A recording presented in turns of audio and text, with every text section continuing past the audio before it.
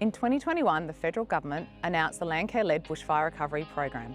This program was designed to support communities impacted by the Black Summer fires. This included Kangaroo Island. In partnership with the National Landcare Network, Landcare Australia and Landcare South Australia, it was able to support 7 key environmental projects to be delivered on Kangaroo Island. These projects ranged from threatened flora, fauna and vertebrate monitoring, threat abatement and the application of new technologies to aid the recovery effort. The most important thing about these programs is that they brought the community together. They helped build the resilience in the face of the trauma of bushfire. These are their stories of recovery.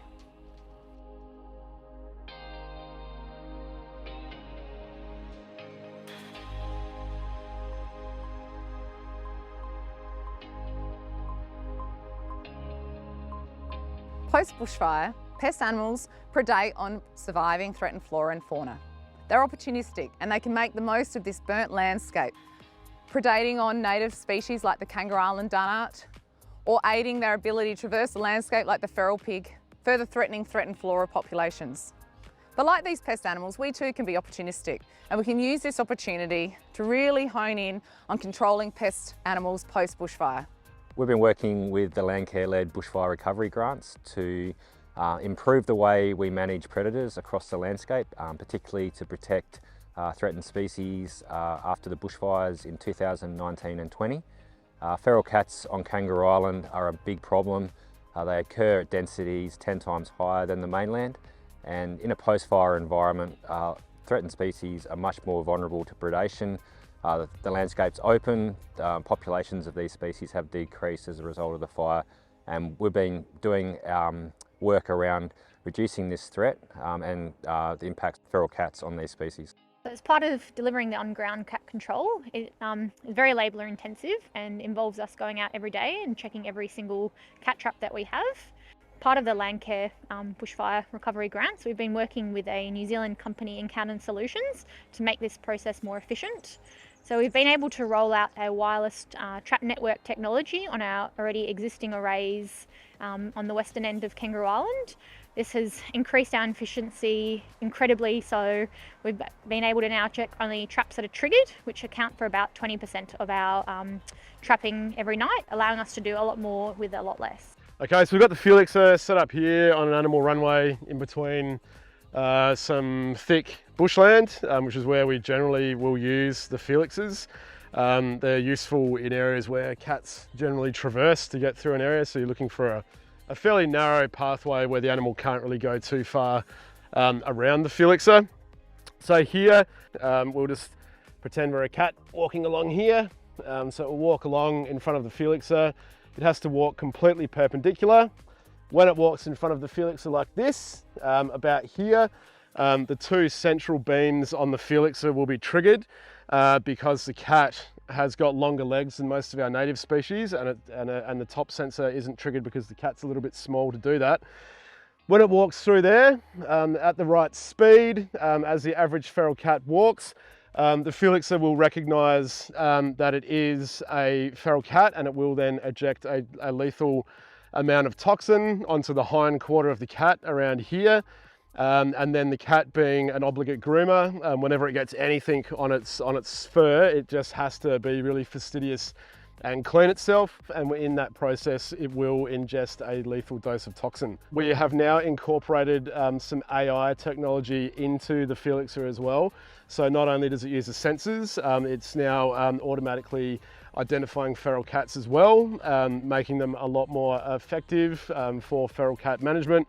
And also, importantly, ensuring that they don't have any non-target impacts to any of our native species, which we don't ever want. We've now got 14 of these AI Felixes in the field on Kangaroo Island, and we're hoping that we can use them for the foreseeable future to continually keep the pressure on feral cat numbers in areas of high conservation land on private land on Western Kangaroo Island.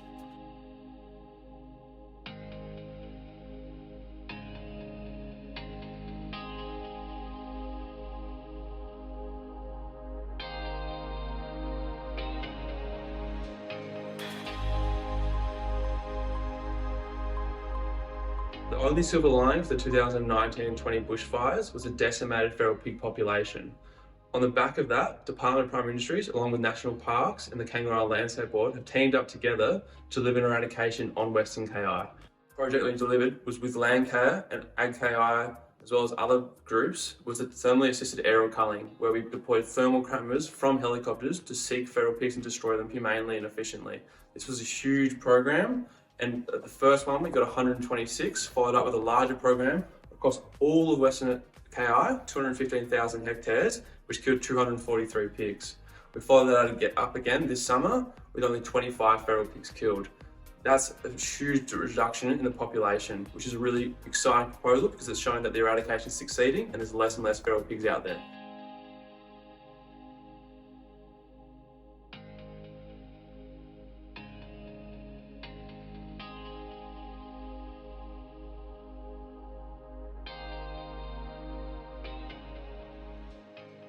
There are many devastating elements to a bushfire. The true environmental, social and economic outcomes may never be known. There was so much we didn't know about many species before the bushfire, but what we can do now is learn as much as we can about these species, from our most cryptic birds to our smallest invertebrates. And we can put this information together to help better prepare and advise our own community and other communities in the face of bushfire trauma. Unfortunately, there wasn't a lot of data that had been collected on lots of our birds, including some of the more secretive or cryptic species before the fire. And so now we need to get the community engaged in collecting data across the island over time. One of the things that we need to remember is that the unburnt areas are so important as habitat now. But also, so are the roadside corridors that may be burnt or unburnt, because they're under more pressure from clearing and other changes in land use. We need to be monitoring the burnt areas, the unburnt areas, private land, public land, and all those connecting little corridors in between so that we can actually try and protect our bird species on Kangaroo Island over time. It was really a fantastic moment when we found the assassin spider, which after sort of a couple of months of surveys, that site that we know the spider's in is now vitally important and really needs protecting. As part of the Landcare grant that we received, we've been doing surveys of these long unburnt patches in the northwest of Kangaroo Island. So the two main species that we've been focusing on is the Kangaroo Island assassin spider and the Kangaroo Island micro trapdoor spider. Both of these species are associated with long unburnt vegetation and near creek lines. Now, following the fires, there are really very few long unburnt patches remaining, and so they're really critical for these species. The Kangaroo Island assassin spider lives in leaf litter that is suspended in sort of low-lying vegetation, so about knee height, and this is a really flammable habitat.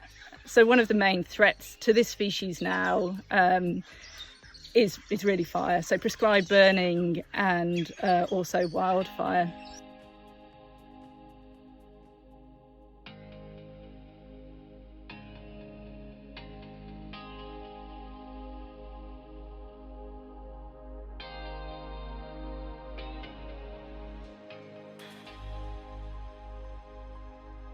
One of the important outcomes of the Landcare-led Bushfire Recovery Program was to build the capacity to deliver on-ground environmental recovery projects. Also to increase the participation and engagement of communities to be involved in this recovery effort. So we have deployed 761 nest boxes across the island on 13 properties, many of which were burnt in the 2020 fires. And it's a project to assess the effectiveness of the nesting boxes in wildlife recovery, and in our case specifically to do with pygmy possums, the two species on the island, and the insectivorous bats on the island. So we deployed all those boxes over a period of about 6 months. Since then we've been monitoring the boxes roughly every 6 months. The aim of the project is to scientifically assess how effective nesting boxes are in wildlife recovery, where they work, when they work, what animals they work for, and how best to use them. There's been a lot of community support in providing the nesting boxes and in volunteers putting the nesting boxes out and monitoring them. But until now, nobody's really checked to see how effective those boxes are, and that's what we're hoping to do. Hi, I work for the SAC Conservation Centre and we've been undertaking bushfire recovery projects on KI for the last 3 years. One of these projects has been working with the Nature Conservation Society of South Australia. That project was focused on 5 nationally endangered plant species. So these plants are only known from the eastern end of KI where they grow in Kangaroo Island, Mallee, and that's the only place you'll find them in the world. So what we did was actually monitor some of these populations, many of them occur in roadsides, and then we collected seeds from these species. We brought them back to our lab here at Adelaide Botanic Gardens and we developed germination protocols for these species. So we then propagated some of these plants and reintroduced to them some private properties containing native vegetation on Kangaroo Island. What we also did was we actually grew some plants and translocated them or reintroduced them to a large Kangaroo Island threatened flora garden. And the aim in introducing these populations to the garden is to actually make sure that seed is available for future recovery projects by the community. We've seen local landholders increase their own efforts with pest management control on their properties. They've involved themselves in threatened flora surveys. They've adapted a My Patch on their own properties to help monitor bird populations post-bushfire. But what's really important is people are starting to appreciate the importance of long unburnt areas and how important these areas are for the survival of a whole range of threatened flora and fauna. What lessons we learn here on Kangaroo Island will play an important part in building the resilience of these fire-affected ecological communities and will better prepare not only Kangaroo Island community, but communities around Australia in the face of bushfire in the future.